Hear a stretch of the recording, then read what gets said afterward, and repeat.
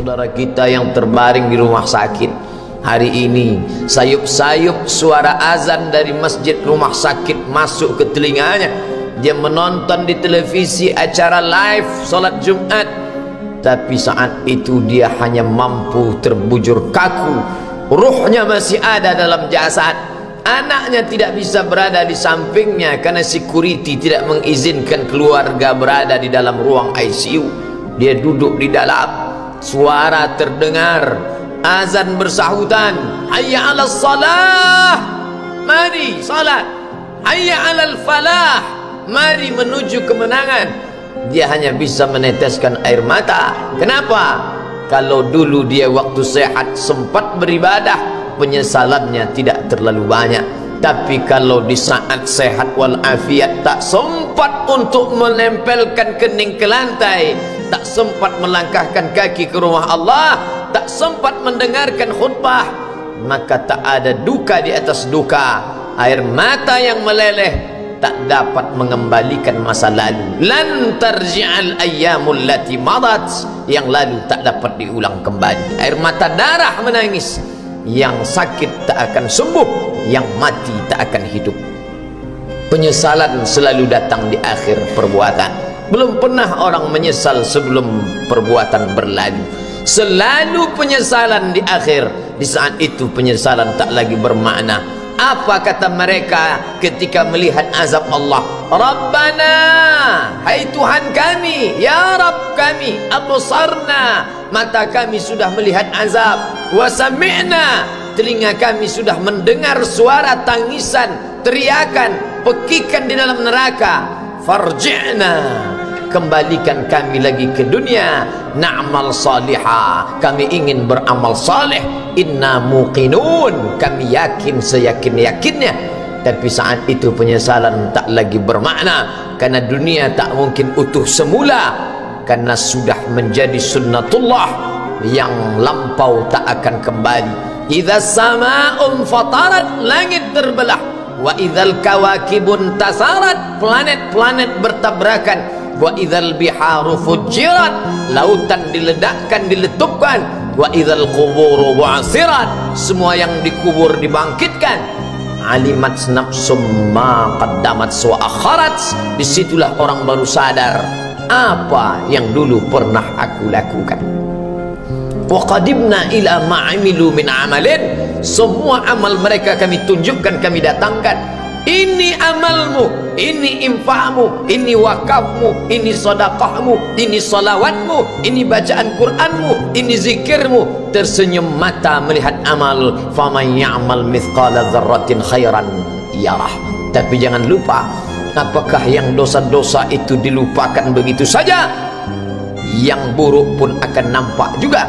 Faman ya'mal mithqala dzarratin syarran, sebesar ujung rambut, sebesar telapak kaki semut yang hitam, di atas batu yang hitam, di tengah malam yang kelam, di dalam samudra yang gelap, akan ditampakkan juga pada hari itu. Yauma tublas sarair, segala rahasia ditunjukkan, dan mata akan melihat dengan penglihatan yang nyata.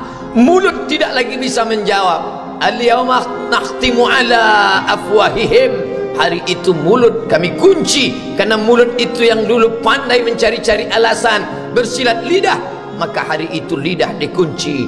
Wa tukallimuna aydihim, tangan mereka akan buat bicara. Wa tashhadu arjuluhum, kaki bersaksi. Apa yang akan dibicarakan tangan, apa yang akan dipersaksikan kaki. Bima kanu yaksibun, semua yang pernah dilakukan di masa yang lalu. Berapa atasanmu sanggup memberi gaji sehingga begitu enteng kau tinggalkan sholatmu?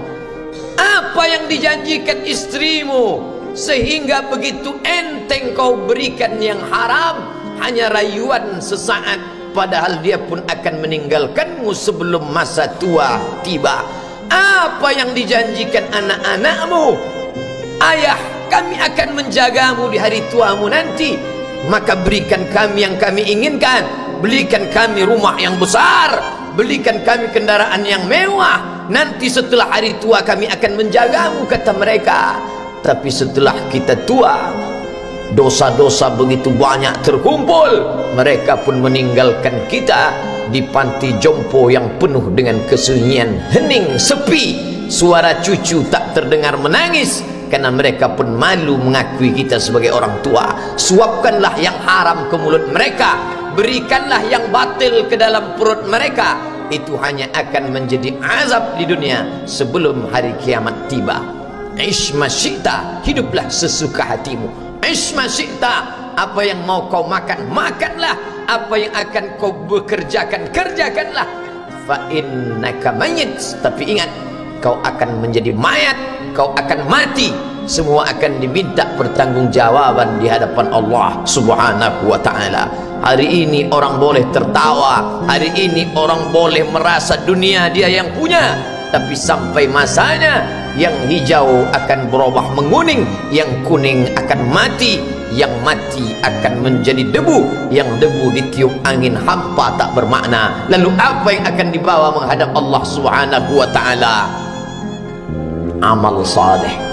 Kalau pernahlah mulut itu membaca sepotong dua potong ayat sebelum berangkat bekerja, kalau sempatlah masuk ke kamar mandi mengambil air wudhu, solat sunat duha sebelum berangkat bekerja, kalau sempatlah ketika duduk dalam suasana santai membuka iPad lalu dibuka Quran digital sambil melihat beberapa ayat merenungkan maknanya, mengingat mati, kalau sempatlah mulut mengucapkan subhanallah wa bihamdihi subhanallahil azim, kalau sempatlah anak istri dibawa ke masjid iktikaf mendengarkan pengajian, kalau sempatlah beberapa persen dari pendapatan itu dilimpahkan ke rumah anak yatim panti jompo masjid, kalau sempatlah beberapa meter tanah dibeli untuk pembebasan mendirikan rumah Allah, kalau sempat memberikan beberapa karpet untuk rumah yang selalu ditinggalkan, kalau sempatlah membelikan beberapa kilo beras untuk yatim piatu dan panti jompo, itu yang akan menolong di hadapan Allah. Adapun rumah besar dengan beberapa semen, dengan beberapa busi yang banyak, semua akan menjadi tinggal kenangan. Mereka akan menjual, membagi-baginya. Tanah yang dulu harganya semeter 100.000 sekarang sudah menjadi 5 juta. Mereka akan bagi-bagi itu semua kepada ahli waris. Lalu kita hanya membawa 3 helai kain tipis yang tidak berjahit, dan itu semua menjadi milik orang. Kalau dulu mereka kita didik dengan pendidikan yang baik, di tengah malam mereka bangun menetes air matanya, lalu dia berdoa, Rabbighfirli wa liwalidayya warhamhuma kama rabbayani shaghira, seperti tetesan embun di tengah gurun Sahara yang panas. Kalau sempatlah mereka berdoa, Allahumma fir lahu warhamhu wa'afihi wa'fu anhu, maka mengalirlah air yang sejuk ke tenggorokan yang kering. Kalau sempatlah mereka membeli makanan, diundangnya anak yatim, diusapnya kepala, ya Allah, terimalah sedekahku ini untuk almarhum ayahku, almarhumah bundaku. Aku tak dapat membalas budi baik mereka, ya Allah, mereka sudah mendahului aku. Maka akan mengalirlah itu sebagai perlipur lara di tengah alam barzah sementara kiamat tiba. Tapi kalau mereka hanya dididik dengan keduniawian, dididik dengan kemewahan, disumbat mereka dengan materi, tak pernah diingatkan pada mati. Ketika kita mati, mereka pun juga akan mati perasaan ingatannya. Paling celaka lagi, mereka mengingat kita dengan mengantarkan bunga, mereka mengingat kita dengan pakaian hitam, mereka mengingat kita dengan suara musik, mereka mengingat kita dengan memajang foto kita besar-besar di dalam rumah. Dan itu hanya menjadi penghalang rahmat Allah turun, tidak berkesan sedikit pun. Mereka sedang menyangka kalau dinyanyikanlah lagu kesenangan kita, terobat rindu hatinya. Kalau dipajangnya foto kita, dilingkarkannya karangan bunga, puas rindunya. Padahal itu tidak membuat pengaruh apapun kepada kita di alam barzakh. Maka sayang, buatlah sayang yang mengingatkan sesudah mati. Kalau rindu, buatlah kerinduan yang membuat dia akan tetap mengalir sebagai satu amal sesudah kematian. idza matal insan, kalau manusia mati inqata'a, dulu rajin membaca Quran berhenti, dulu rajin salat tahajud berhenti, dulu rajin menghatamkan segala yang baik-baik berhenti. Tapi ada yang tetap mengalir. Di antara yang mengalir itu adalah sedekatun jariyah. Sempat membelikan beberapa bungkus nasi, nampak orang tua di panti jompo menyuap nasi itu, menggeletar tangan mereka karena usia lanjut, menetes air mata. Kita bukan sedang melihat orang tua, kita bukan sedang melihat orang lain, saat itu kita sedang melihat potret diri kita 30 tahun yang akan datang. Di mana aku 30 tahun akan datang?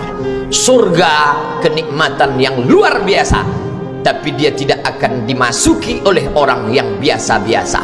Solat biasa, baca Quran biasa, zikir biasa, untuk mendapatkan yang luar biasa, maka itu bukan perimbangan ibadah yang fair. Hanya dengan solat wajib biasa, hanya dengan baca Quran biasa, hanya dengan zikir biasa, hanya dengan sedekah biasa, berharap akan masuk ke dalam surga yang luar biasa, maka sungguh bukan suatu perimbangan perniagaan yang seimbang antara makhluk dengan Khalik Allah Subhanahu wa ta'ala.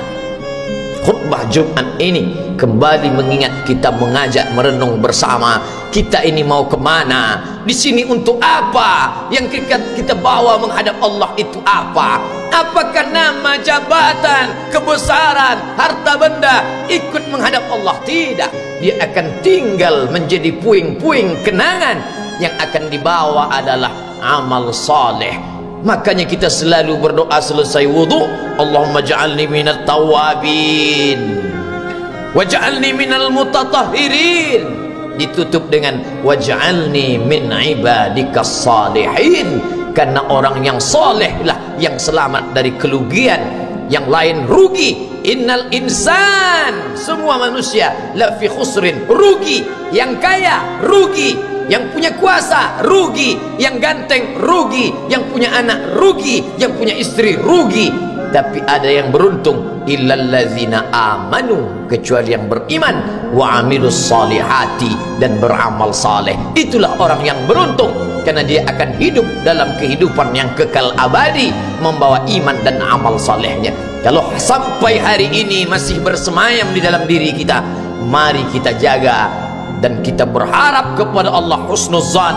Allah menutup usia kita ini dengan husnul khatimah. Ketika itulah malaikat datang memanggil, menyambut, ya ayyatuhan nafsul mutmainnah, wahai jiwa yang tenang, irji'i ila rabbiki, kembalilah engkau kepada Tuhan Rabbmu, radiyatan mardiyah, engkau ridha kepada Allah, Allah pun ridha menerima engkau sebagai hambanya. Fadkhuli fi ibadi, masuklah engkau ke dalam golongan hambaku. Wadkhuli jannati, masuklah engkau ke dalam surgaku. Saat itu ruh keluar dari badan seperti tetesan air di hujung daun.